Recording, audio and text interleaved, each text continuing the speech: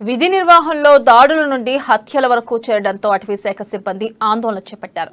భద్రాద్రి కొత్తగూడెం జిల్లాలోని ఎర్రబోడు గ్రామంలో గుత్తికోయల దాడిలో రేంజర్ శ్రీనివాసరావు మృతితో మరోసారి అటవీ సిబ్బందికి ఆయుధాల అంశం తెరపైకి వచ్చింది. ఇక పాల్వంచలో అటవీ సిబ్బంది విధులు బహిష్కరించి నిరసనకు దిగారు. ప్రభుత్వ అటవీ సర్వే పనులు నిలిపివేశారు. గ్రామ సభల్లో పాల్గొనవద్దని సిబ్బంది నిర్ణయించారు. తమకు రక్షణ కోసం పోలీస్ తరహాలో ఆయుధాలు సమకూర్చాలని అటవీ సిబ్బంది డిమాండ్ చేస్తున్నారు.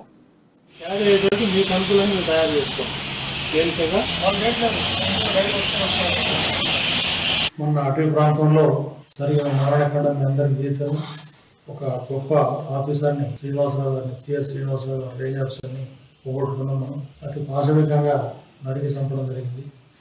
అది ఫారెస్ట్ ప్రొటెక్షన్లో ఆయన నిక్కచ్చిగా వ్యవహరించి ఎంతో అటవీ ప్రాంతాన్ని గొత్తికోయల నుండి అయితే వేరే అన్యాకరమైన అటవీ ప్రాంతాన్ని ఆయన తిరిగి తీసుకొచ్చి ప్లాంటేషన్ చేసి చాలా గొప్ప కార్యక్రమాలు చేసిండు. అతనికి గుర్తించి గత ఏడాది అతనికి కేవీఎస్ బాబు అవార్డు కూడా ఇవ్వడం జరిగింది. అట్లాంటి ఆఫీసర్ మొన్న నెలకొరిగిపోయాడు.